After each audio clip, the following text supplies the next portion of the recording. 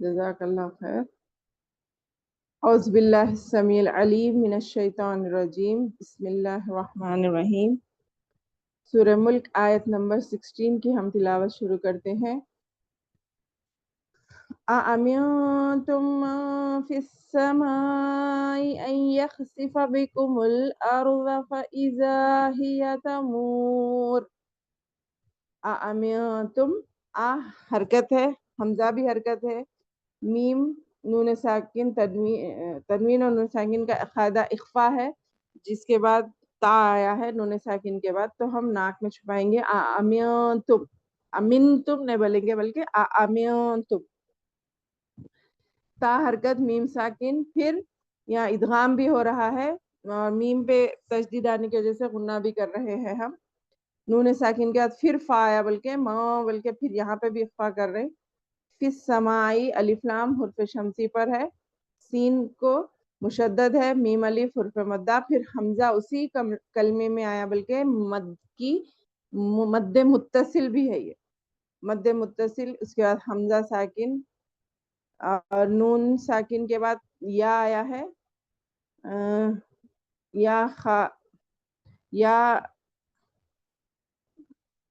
یا مشدد، خا ساکن، سین ساکن،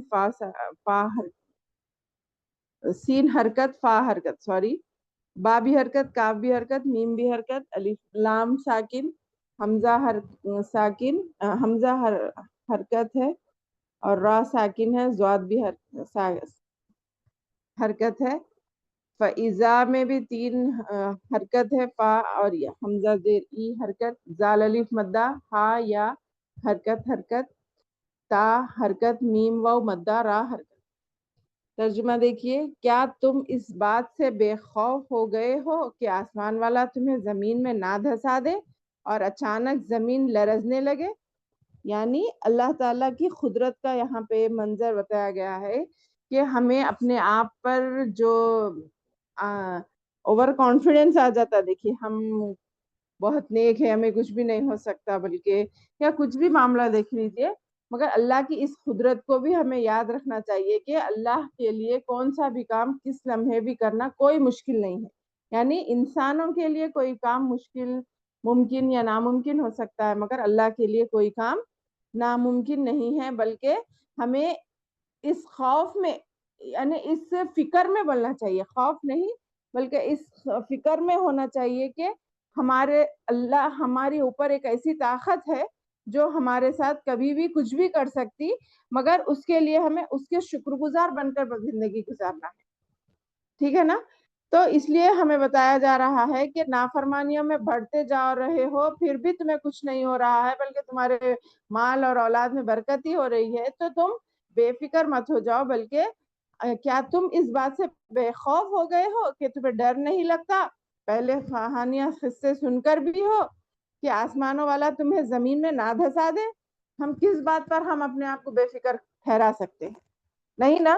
تو اس بات کی ہمیں فکر ہونی چاہیے اور اس بات کی ہمیں تیاری بھی ہونی چاہیے کہ اللہ ہمارے اوپر ہے، جس کی حکومت ہر شے پہ قدرت رکھتی ہے۔ اسی طرح اور ایک بار یہاں پر پھر پوچھا جا رہا ہے اللہ کی قدرت بتا کر، ام امنتم من فی السماء ان یرسل علیکم حاصبا فستعلمون کیف نذیر۔ ام حمزہ ساکن، آج کیا ہو گیا میرے کو، حمزہ حرکت ہے، میم ساکن ہے اور حمزہ حرکت ہے، پھر میم نون اخفا ہے تا آنے کی وجہ سے، پھر میم مشدد ہے، پھر نون ساکن کے بعد پھر سے اخفا ہے، پھر حرف شمسی ہے، پھر مشدد ہے، پھر مد متصل ہے، پھر حمزہ ساکن ہے، نون ساکن، حمزہ حرکت ہے، نون ساکن ہے، یا مشدد ہے، را ساکن ہے، سین اور لام ساکن عین حرکت ہے، لام یا حرف لین ہے، کاف حرکت ہے، میم ساکن ہے، ہا حرف مدہ ہے، سواد ساکن، حمزہ سواد حرکت ہے، با الف تنوین ہے، فا حرکت، سین حرکت، تا حرکت، عین ساکن، لام حرکت، میم واو مدہ، نون حرکت، کاف یا زبر، کئی حرف لین، فا حرکت، نون حرکت، زالیہ زی مدہ را حرکت. ٹھیک ہے. پھر یہاں پر اللہ تعالیٰ پوچھ رہے ہیں یا کیا تم اس بات سے نڈر ہو گئے ہو کہ آسمانوں والا تم پر پتھر برسا دے؟ پھر تمہیں معلوم ہو ہی جائے گا کہ میرا ڈرانا کیسا ہے. یعنی نبی اللہ تعالیٰ پھر ہمیں یہاں پہ بتا رہے کہ ہمیں آسمان والے، یہ آسمان جو ہمارے سروں پر بنا ستونوں کے ٹھہرا ہوا ہے، جو ہمیں روزانہ دکھتا بھی ہے، چاہے ہم بلڈنگوں میں بھی کیوں نہ رہے، کھڑکی سے وغیرہ سے ہمیں دکھتا رہتا ہے، اس آسمان والے سے ہمیں ڈر کر زندگی گزارنا ہے، جس کی شکل ایک نماز بھی ہے ہمارے لیے. جو ہم نماز میں کیوں جاتے ہیں کہ ہمیں اللہ کو حساب دینا ہے، اللہ تعالیٰ کے پاس ہمیں جانا ہے اور اللہ کو اپنے کاموں کا حساب دینا ہے، اور اللہ سے ہمارے کنیکشن بنائے رکھنے کے لیے.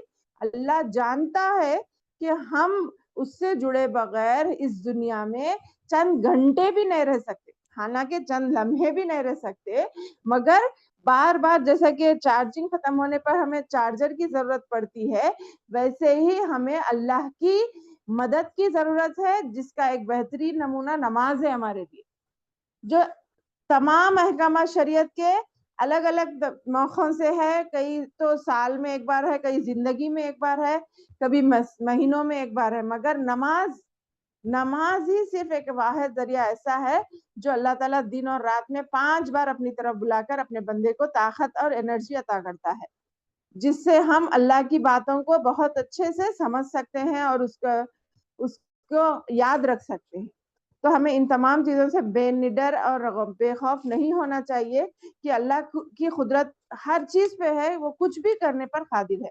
آسمان سے پتھر برسائے یا ہمیں زمین میں دھسا دے یا زلزلے عطا کرے یا چیخ دے یا بیماری دے یا کچھ بھی کرے، ہمیں ان باتوں سے بے نڈر بے خوف نہیں ہونا چاہیے، بلکہ ہمیشہ اللہ کی یاد میں جیسے کہ اس سے پہلے بھی بولی، اللہ سے ڈرتے ہوئے اللہ ہی کی طرف جانا ہے، اللہ سے بھاگنا نہیں ہے، بلکہ اللہ ہی کی طرف جانا ہے. ٹھیک ہے. تو چلیے آگے بڑھتے ہیں. اعوذ باللہ من الشیطان الرجیم. وَلَقَدْ كَذَّبَ الَّذِينَ مِن قَبْلِهِمْ فَكَيْفَ كَانَ نَكِيرِ. وَلَقَدْ كَذَّبَ الَّذِينَ مِن قَبْلِهِمْ فَكَيْفَ كَانَ نَكِيرِ. اور ان سے پہلے لوگوں نے بھی جھٹلایا تھا، تو دیکھو ان پر میرا عذاب کیسا ہوا. یعنی وہی نشانیاں بتا کر اللہ تعالیٰ اپنی پرانے قرآن کے قصوں کو بتا رہا ہے کہ یہ صرف کہانی سنانے کا مقصد نہیں ہے، بلکہ ہمیں ڈرانا ہے. اور میں جب بولی نا کہ ایک ایک آیت جب بھی اترتی تو اس سے ہمارا لیے کیا سبق ہے، اس میں یہ ہمیں پہلے تلاش کرنا ہے. یہ آیت ہمیں کس بات کی طرف اشارہ کر رہی ہے؟ کیا یہ چیز میرے اندر ہے یا نہیں ہے، یا مجھے پیدا کرنی ہے، یا مجھے لانی ہے، یا مجھے چھوڑنی ہے؟ کیا ہے اس کا اشارہ؟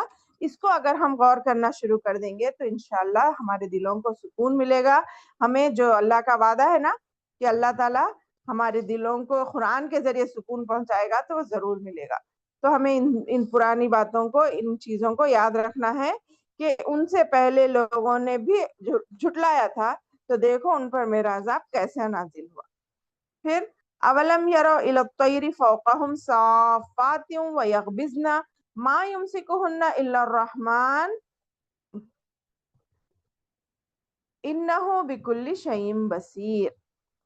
اولم یروا، اور کیا اپنے اوپر پر کھولے ہوئے، کیا یہ اپنے اوپر پر کھولے ہوئے اور کبھی کبھی سمیٹے ہوئے اڑنے والے پرندوں کو نہیں دیکھتے؟ انہیں اللہ رحمان ہی ہوا میں، فضا میں تھامے ہوئے ہے، بے شک ہر چیز اس کی نگاہ میں ہے. دیکھیے، ہاں ایک نشانی قدرت کی یہ بھی ہے. ہم ایک پتھر بھی اگر آسمان میں اٹھائیں گے، اچھالیں گے تو فوراً نیچے آ جاتا، مگر کم از کم پرندے کو دیکھیے آپ، ایک آدھا کلو، 1 کلو یا 10 کلو چیل وغیرہ کتنی وزن رہتی، وہ ہوا میں کیسا اڑ رہی ہے. وہ پر کھول کے بھی اڑتی ہے، پروں کو سمیٹ کے بھی پرندے اڑتے ہیں. تو ان کو کس نے تھاما ہوا ہے، اور یہ چیز ان کو کس نے سکھائی ہے؟ یہ بھی بہت بڑی قدرت کی نشانی ہے کہ یہ اللہ تعالیٰ جس کو جس طرح کی طاقت دے کر، قدرت دے کر جس طریقے سے کام لینا چاہتا ہے اور جس طریقے سے ہمیں دکھانا چاہتا ہے دکھاتا ہے، مگر ان نشانیوں کو ہم غور نہیں کرتے، ہم ان پر غور و فکر نہیں کرتے، بلکہ ہم صرف زندگی کا ایک حصہ ہے بلکہ ہم خاموشی سے گزر جاتے ہیں، مگر ہمیں غور و فکر کرنے پر بھی اجر دینے کا وعدہ ہے میرے مالک کا، میرے پروردگار عالم اللہ تعالیٰ کا وعدہ ہے کہ اللہ تعالیٰ تم اللہ کی قدرتی چیزوں پر غور و فکر کرو، انشاءاللہ تمہیں ہم اس کا اجر دیں گے، جو بغیر محنت کا کام ہے۔ یہ اسی کی طرف یہ آیت میں اشارہ کیا جا رہا ہے، کیا یہ اپنے اوپر پر کھولے ہوئے اور کبھی کبھی سمیٹے ہوئے اڑنے والے پرندوں کو نہیں دیکھتے کہ انہیں اللہ رحمان ہی نے ہوا میں فضا میں تھامے ہوئے ہیں، بے شک ہر چیز اس کی نگاہ میں ہے۔ جیسے اور ایک جگہ آتا ہے کہ وہ صبح کو بغیر پیٹ خالی نکلتے ہیں اور شام کو واپس آتے ہوئے اپنے پیٹ بھرے ہوئے ہوتے ہیں۔ کیا انہوں نے ہماری طرح راشن کے گڈھے رکھ لیے ہیں کیا کہیں پر؟ نہیں نا، راشن اٹھا کر رکھ لیا ہے؟ نہیں، بلکہ وہ اللہ کے بھروسے، اسی لیے کہا گیا پرندوں کی طرح تم اللہ پر بھروسہ کرو، جو کچھ بھی کل کی فکر نہیں کرتے، بلکہ آج جو مل رہا اس پہ اللہ کا شکر ادا کرتے ہیں اور اس کی اپنے انداز میں تسبیح بیان کرتے ہیں۔ اس طرح بھروسہ بھی ایک قابل تعریف چیز ہے کہ پرندے جس طرح خالی پیٹ اللہ کے بھروسے نکل جاتے ہیں اور اسی طرح اللہ ان کو جہاں سے کھلانا ہے، جتنا کھلانا ہے، برابر کھلا کر شام کو اپنے گھروں پر واپس بھرے پیٹ آتے ہیں۔ تو اس میں بھی اللہ کی قدرت ہے، اور یہ جو اڑ رہے ہیں پرندے آسمان میں، اس میں بھی اللہ کی قدرت ہے۔ تو ہمیں اللہ تعالیٰ سے دعا ہے کہ اللہ تعالیٰ ہمیں اپنی قدرت کی چیزوں پر غور و فکر کر کے اپنے نیکیوں میں بغیر محنت سے اضافہ کرنے والا بنائے، آمین ثم آمین۔ تو انشاءاللہ یہ 4 آیتیں آپ لوگوں کو یاد کرنا ہے، اور آج ہمارا سورہ العلق اور سورہ بینہ کی ترجمہ اور تفسیر ہے۔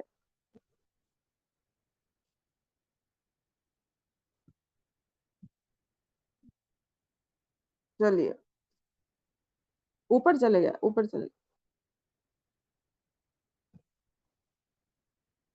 ہاں، سورۃ القدر۔ الحمدللہ نحمدہ ونستعینہ ونستغفرہ ونعوذ باللہ من شرور انفسنا ومن سیئات اعمالنا، من یہدہ اللہ فلا مضل لہ ومن یضلل فلا ہادی لہ، ونشہد ان لا الہ الا انت نستغفرک ونتوب الیک۔ بسم اللہ الرحمن الرحیم۔ انا انزلناہ فی لیلۃ القدر، انا انزلناہ فی لیلۃ القدر وما ادراک ما لیلۃ القدر۔ دیکھیے میری پیاری بہنوں، آج کا موضوع الحمدللہ ہمارے اس مہینے، اس روزوں سے اور ہماری زندگیوں سے بہت ہی قریب میں وابستہ ہے۔ جیسا کہ مجھے اور آپ کو پتا ہے، یہ سورۃ القدر ہے، جس کی قرآن میں الحمدللہ اہمیت بہت الگ انداز میں بیان کی گئی ہے کہ یہ کس چیز کے بارے میں بتایا جا رہا ہے۔ جیسا کہ ہم اور آپ جانتے ہیں، ہم جس مہینے میں اب گزر رہے ہیں وہ پورے مہینوں کا بہترین مہینہ ہے، پورے مہینوں میں رمضان المبارک۔ اور اس رمضان کی اہمیت کس چیز سے ہوئی؟ اس قرآن کی طرف سے۔ آپ جیسا کہ جانتے ہیں، تمام نبیوں کو ہر ایک کو الگ الگ معجزات دیے گئے، مگر اور وہ معجزات وہ نبیوں کے ساتھ ختم بھی ہو گئے۔ یعنی جیسا کہ موسیٰ علیہ السلام کا ید بیضا لے لیجئے، لاٹھی لے لیجئے، یا صالح علیہ السلام کی اونٹنی لے لیجئے، اور دوسرے مختلف نبیوں کے مختلف معجزات ان کے دور کے حساب سے تھے اور وہ ختم بھی ہو گئے۔ مگر ہمارے آخری نبی محمد مصطفیٰ صلی اللہ علیہ وسلم کو جو معجزات جو دنیا میں دکھائے گئے تھے وہ تھوڑے وقت کے تھے، وہ ہو گئے، مگر جو اصل معجزہ آپ کو دیا گیا وہ یہ قرآن مجید ہے۔ سنیں نا میری بہنوں، یہ قرآن مجید اللہ تعالیٰ کا بہترین اور آخری قیامت تک رہنے والا معجزہ ہے، جس کو ہم ہر سال پڑھتے ہیں، ہر سال مختلف تھوڑا تھوڑا ہی صحیح، یا رمضان میں ایک پوری قرآن کی مکمل شکل میں ہی صحیح، مگر آپ میں سے کوئی بھی کیوں نہ ہو، چاہے وہ عالم ہو یا نہ ہو، بس صرف گھریلو زندگی گزارنے والے خاتون ہو یا میری بچیاں، میری بہنیں ہوں، ہر کوئی یہ بات بولتا کہ یہ ایک ایسی کتاب ہے جس کے پڑھنے سے کبھی ہمیں بیزارگی نہیں آئی, کبھی ہمیں اکتاہٹ نہیں ہوئی. کیوں؟ کیونکہ اس کا اللہ تعالیٰ نے ایسا اس میں تاثیر رکھی ہے کہ جتنے بھی بار پڑھیں گے ہمیں پھر ہر بار نیا انداز ہی لگے گا. کوئی بک کو اگر ہم 1 سے 2 بار پڑھے تو بور ہو جائیں گے نا, مگر قرآن جو اس کا نام ہی رکھا گیا ہے بار بار پڑھی جانے والی چیز, جس کی لذت ہمیں ہر بار ملتی ہے, اور ہر بار ایک ہی چیز اگر ہم ترجمے سے بھی پڑھتے جائیں نا تو الحمدللہ اس کی اتنی کشادگی ہے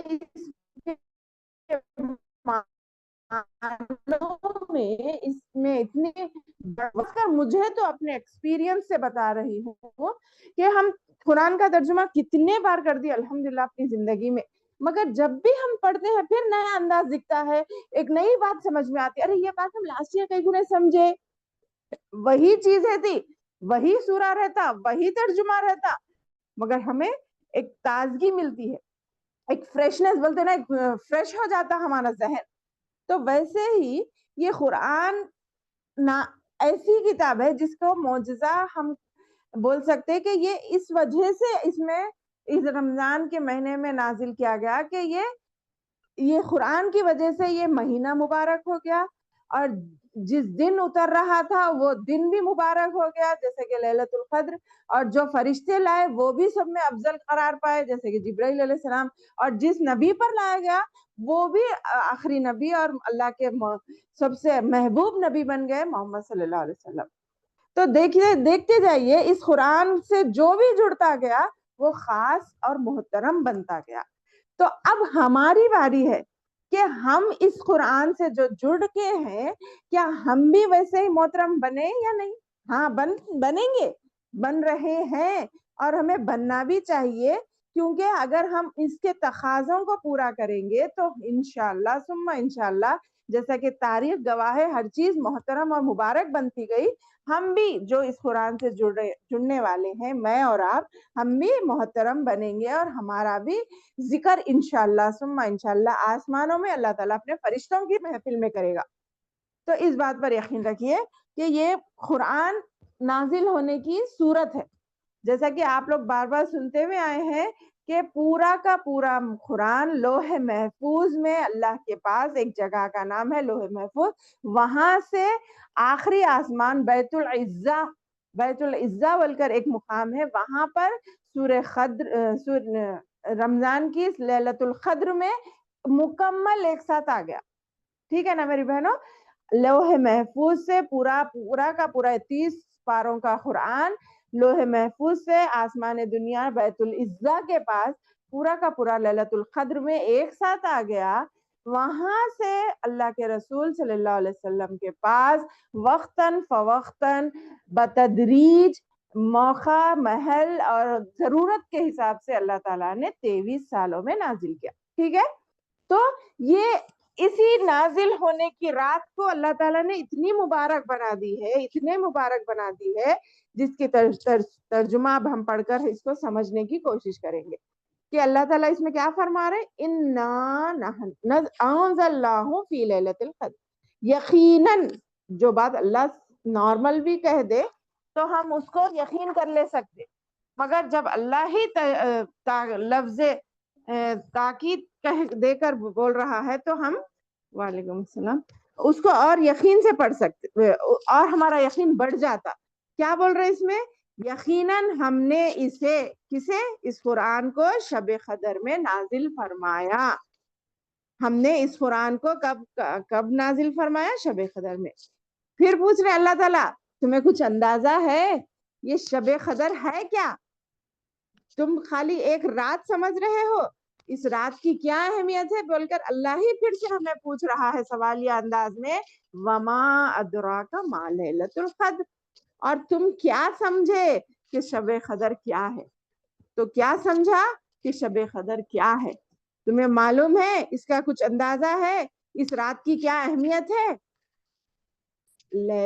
تیسری آیت میں بتا رہے لیلۃ باہر بھی جاتا ہے, ہاں لیلۃ القدر خیر من الف شہر, اپنے طرف لا لو, لیلۃ القدر خیر من الف شہر. دیکھیے شب قدر 1000 مہینوں سے بہتر ہے. ایک رات کا معاملہ نہیں ہے بلکہ یہ ایک رات 1000 مہینوں سے بہتر ہے. جیسا کہ آپ اور ہم جانتے ہیں کہ 1000 مہینوں کو اگر ہم سالوں میں تبدیل کریں گے تو 84 ایئرس ہوتے ہیں 4 مہینے. سبحان اللہ. یہ کس کے جواب میں آیا؟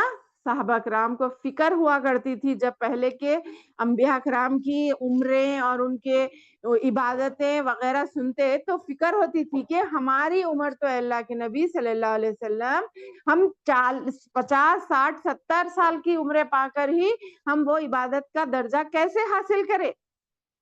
اب تو بالغ ہونے کے بعد سے ہمارے لیے بھاری ہو گئی ہر عبادت. مگر صحابہ کرام کو کیسی جستجو ہوتی تھی. دیکھیے وہ کہتے تھے ہم پہلے نبیوں اور پہلے کے لوگوں کی عبادتوں کا درجہ کیسے حاصل کرے. ان کی عمریں بھی بڑی تھی, ان کی جسمانی ساخت بھی بڑی تھی, ان کی کیفیت بھی بڑی تھی.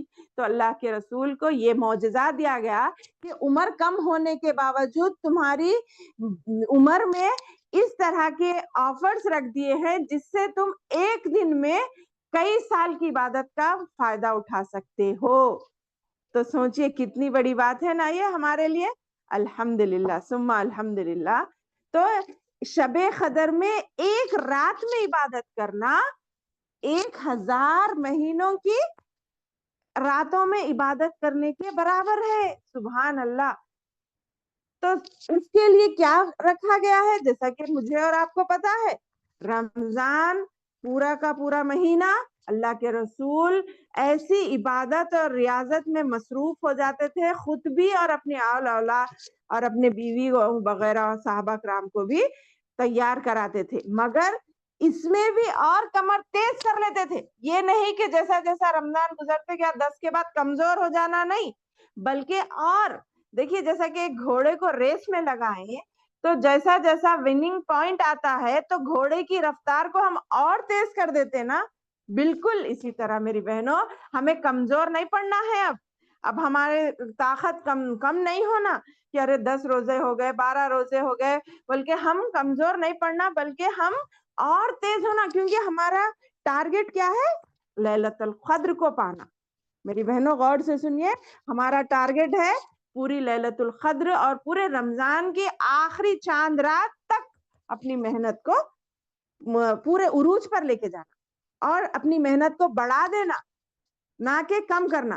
تو اللہ دیکھیے اب آخری اس میں بھی 20 دن کے بعد آخری جو اشرا ہے نا اس کے تاخراتوں میں اس لیلۃ القدر کو تلاش کرو. بھلے آپ کو معلوم ہے نا لیلۃ القدر آخری اشرے کی 5 تاخراتوں میں کمپلسری ملنے ہی والی ہے. اب یہ رہے یا انڈیا پاکستان اور سعودی کے یہ جو جھگڑے وغیرہ بول لیجئے کہ وہاں سعودی میں ہو رہی تو رات ہمارا دن ہے, ہماری دن ہے تو وہاں رات ہے, وہاں ایک شب قدر یہاں ایک شب قدر, نہیں. تو ان تمام جھگڑوں سے دور رہنے کے لیے, ہر قسم کی جھگڑوں سے دور رہنے کے لیے ایک راستہ ہمارے علماء اکرام نے یہ نکالا کہ آخری اشرے کی پوری تاخراتوں کو آپ اہتمام کریے. جیسا کہ نیہیں سو راتوں کو ہم جگتے نا, شب معراج بول کے, شب برات بول کے, فلاں شب بول کے, 12 ربیع الاول بول کے, وہ جو ثابت شدہ نیہیں وہ راتوں میں جگنے کے بجائے آخری اشرے کی پوری راتوں کو اگر جگ کر ہم اللہ کی عبادت کریں گے جو کہ ثابت ہے تو اس کا فائدہ زیادہ ہے نا ہمارے لیے.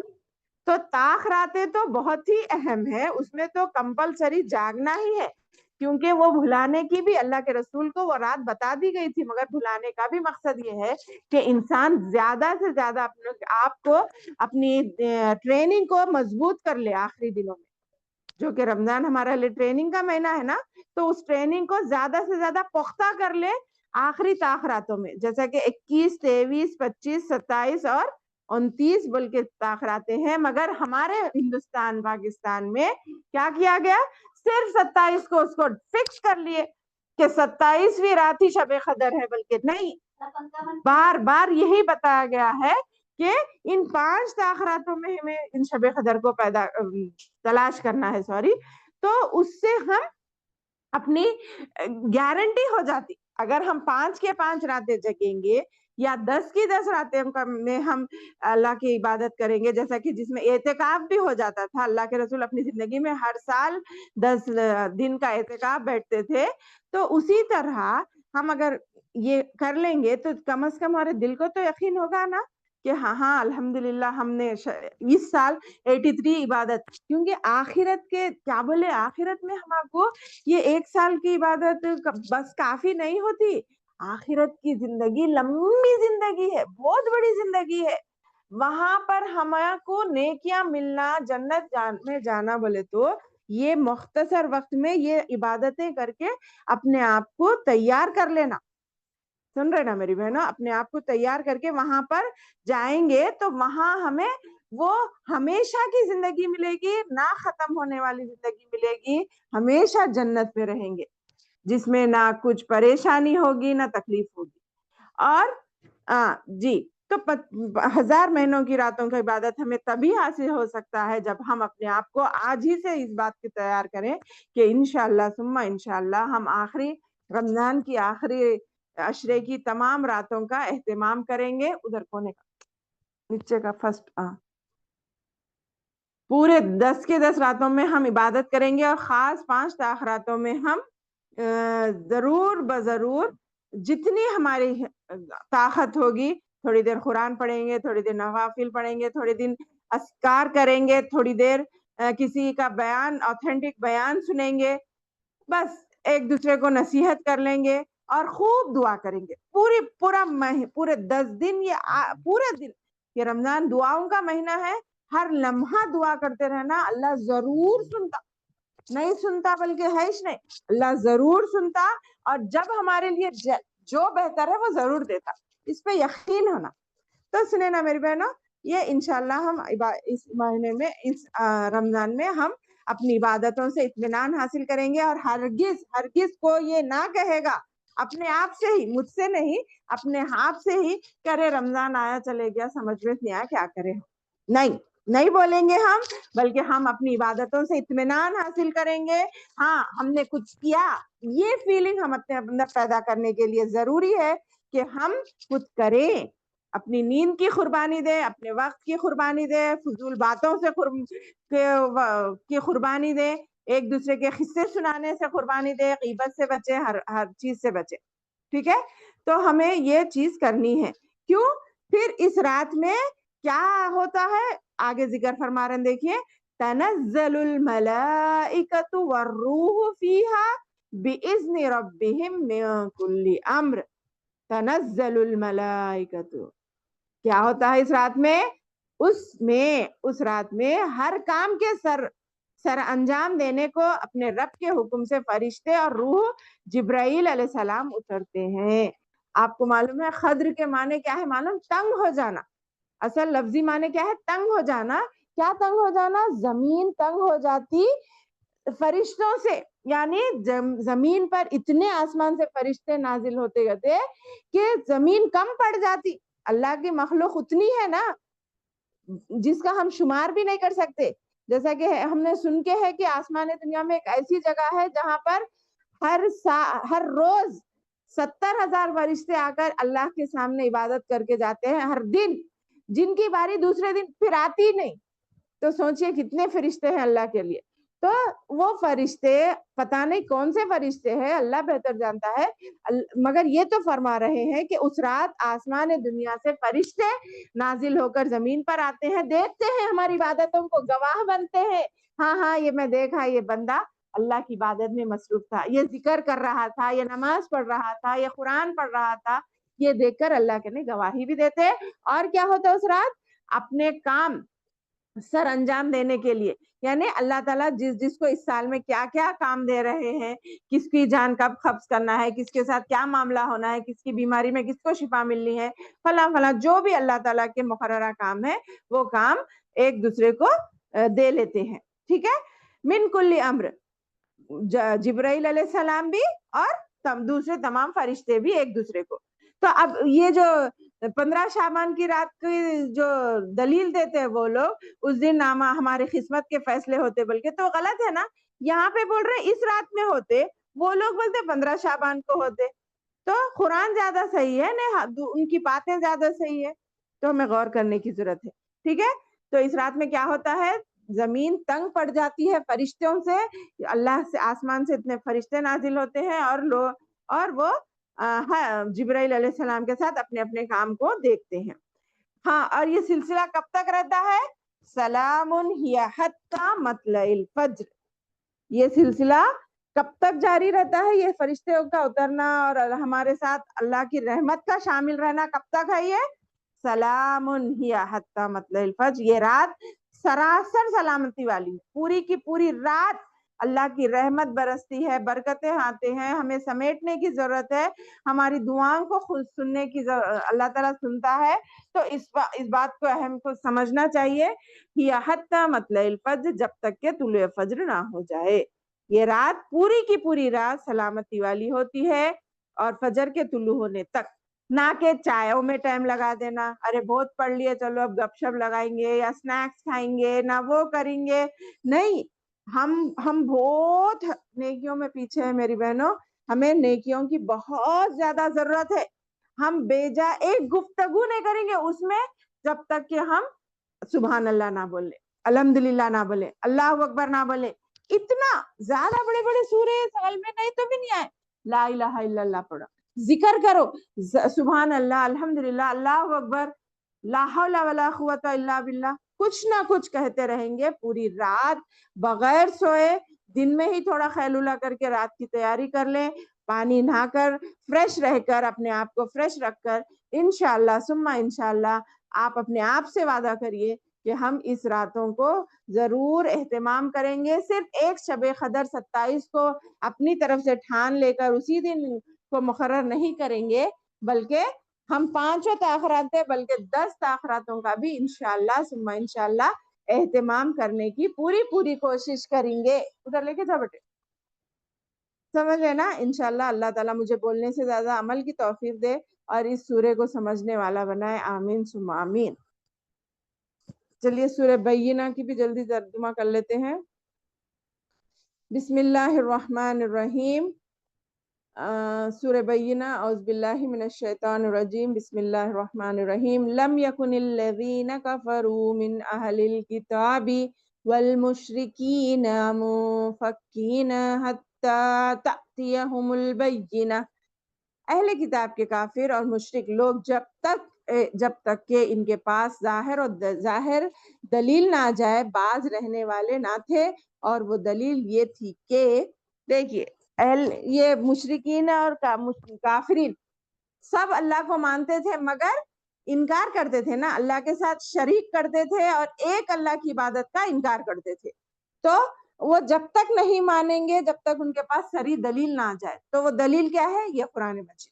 یہ دلیل بینہ کہا گیا ہے اس کو, یعنی قرآن اور ان کو لانے والے جس کے اوپر لائی گئی وہ رسول, یہ دونوں مل کر اللہ کا ایک واضح دلیل بن گئے. لوگوں کو عمل کرنے کے لیے ایک چیز مل گئی. کیا ہے وہ؟ دیکھیے آگے بڑھائیے. رسول من اللہ یتلو صحفا مطہرہ, دیکھ رہے نا, رسول من اللہ یتلو صحفا مطہرہ, اللہ تعالیٰ کا ایک رسول جو پاک صحیفے پڑھے. وہ جھوٹے ہیں لیکن امی کو دیو جا, کیا ہے دیکھو اس میں, رسول من اللہ, اللہ تعالیٰ کا ایک رسول ہے جو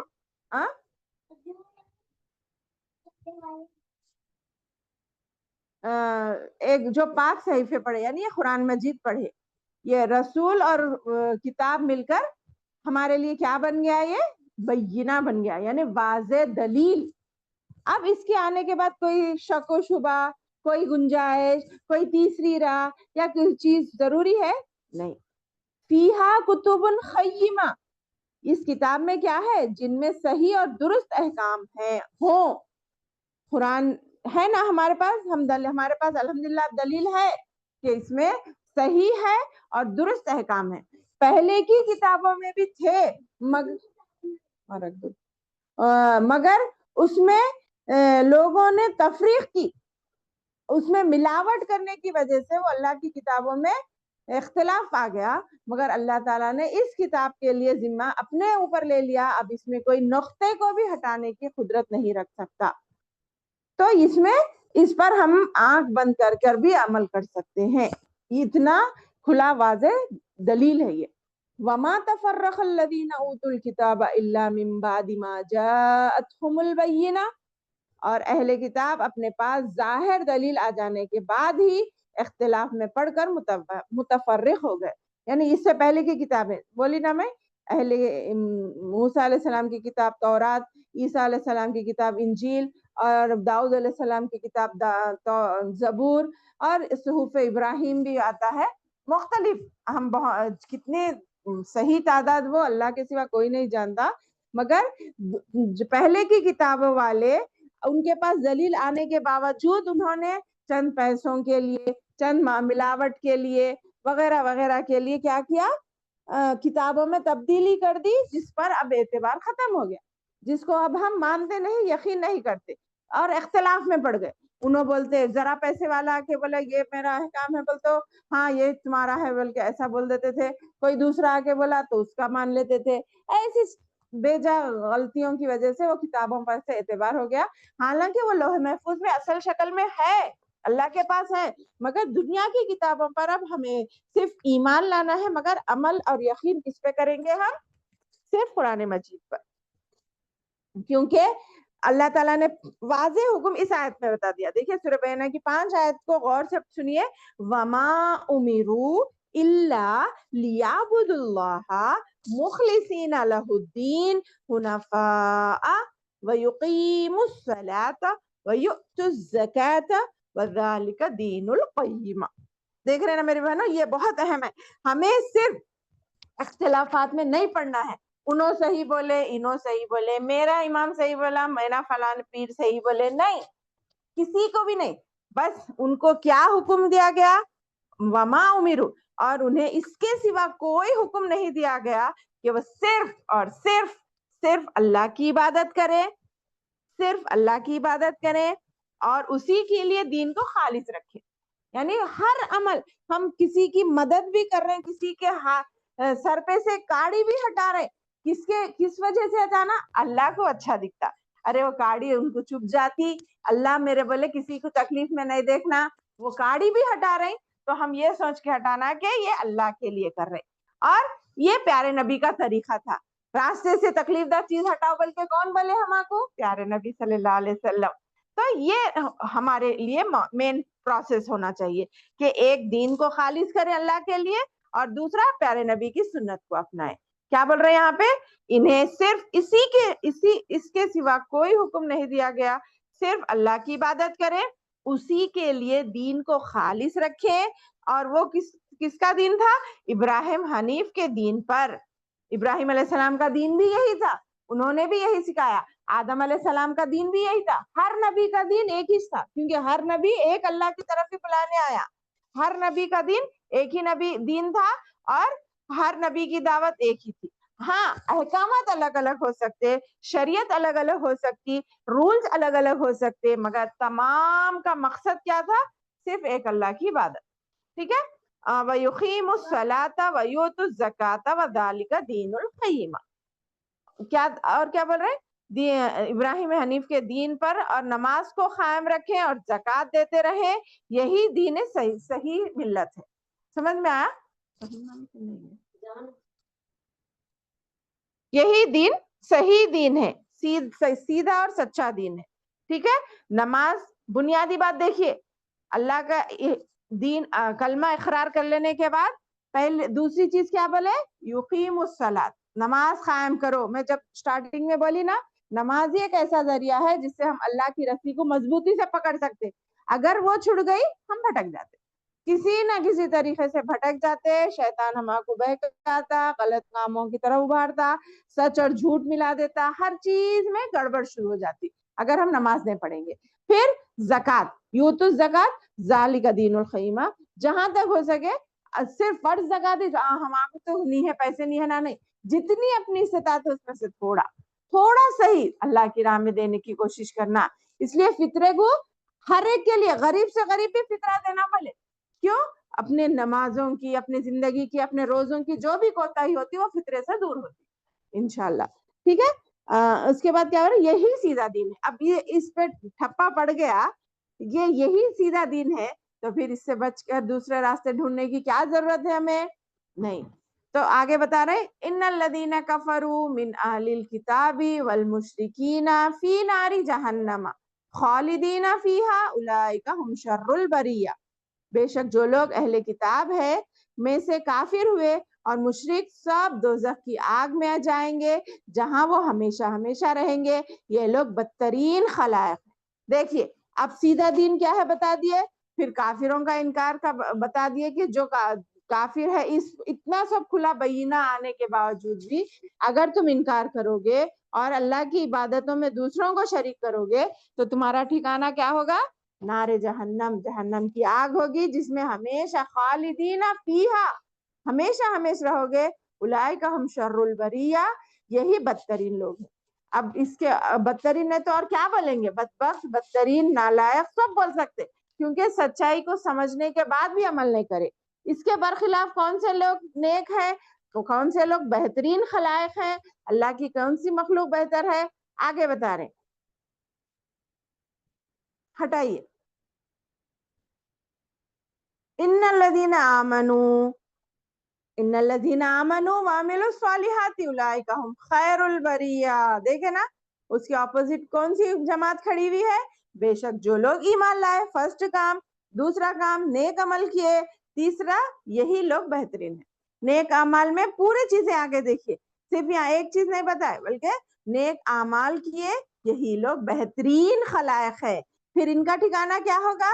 جزاؤہم عند ربہم جنات عدن تجری من تحتی الانہار خالدین فیہا ابدا. دیکھیے اوپر خالدین فیہا چاہے صرف ابدا نہیں آیا، یہاں پہ کیا بول رہے ہیں؟ خالدین فیہا ابدا. جنت جب مل جائیں گی تو ہمیشہ کے، پھر وہاں سے نکالنے کی گنجائش نہیں ہے. ان کا بدلہ کیا ہوگا؟ ان کا بدلہ ان کے رب کے پاس ہمیشگی والی جنتیں ہیں جن کے نیچے نہریں بہ رہی ہیں، جن میں وہ ہمیشہ ہمیشہ رہیں گے. اللہ تعالیٰ ان سے راضی اور وہ اللہ سے راضی، یہ راضی ہوئے یہ بہتر لمن خاش. تھوڑا اوپر ہٹائیے. یہ ہے، یہ اس لیے ہے جو اپنے پروردگار سے ڈرے. یعنی یہ نعمتوں والی، یہ برکتوں والی یہ جنت کس کے لیے ہے؟ ہمیشگی والی جنت کس کے لیے ہے؟ جو اللہ نے ایمان لائے، نیک عمل کرے، اور ان کے لیے ہوگی کیونکہ اللہ ان سے راضی ہو جائے گا اور وہ اللہ سے راضی ہو جائیں گے، اور دنیا میں جب تک بھی زندہ رہیں گے اللہ سے ڈرتے ہوئے زندگی گزاریں گے. تو اللہ تعالیٰ ہم سب کو یہ ان لوگوں میں، اس گروہ میں شامل کرے، اللہ کی بہترین خلائق میں مجھے اور آپ تمام کو اس میں شامل کرے، اور ہم سب کو اللہ ہم سے راضی ہو. ہم تو اللہ سے الحمدللہ راضی ہیں، مگر اس کا ثبوت بھی دے انشاءاللہ، اور اللہ ہم سے راضی ہو جائے یہ زیادہ اہم ہے. ہمیں تو اللہ کس کو پسند نہیں ہوگا، ہمیں تو اللہ پسند ہے، مگر اللہ جاؤ جی. تو اللہ ہم سے راضی ہو اور ہم سے اللہ راضی ہو، اور ہم اللہ سے تو راضی ہیں الحمدللہ. تو اللہ تعالیٰ ہمیں اپنے کیا بولنا چاہیے، اللہ تعالیٰ جو بھی پڑھے ہم اسے عملی جامہ پہنانے کی ہمیں طاقت اور ہمت اور توفیق دے. اللہ کی توفیق کے بغیر ہم کچھ بھی نہیں کر سکتے. اللہ تعالیٰ ہماری مدد فرمائے اور ہمیں اس رمضان کی آخری دن گزرتے جا رہے ہیں، اللہ تعالیٰ ہمیں اپنی عبادتوں سے اطمینان حاصل کرنے والا بنائے، اور ہمیں اپنی اولاد کو اور اپنے لیے آخرت کا توشہ بنائے. آمین ثم آمین. آج تھوڑا مجھ سے غلطی ہوئی، اللہ تعالیٰ مجھے معاف کرے اور ہم سب کی دعاؤں کو قبول کرے. آمین ثم آمین. السلام علیکم ورحمۃ اللہ وبرکاتہ.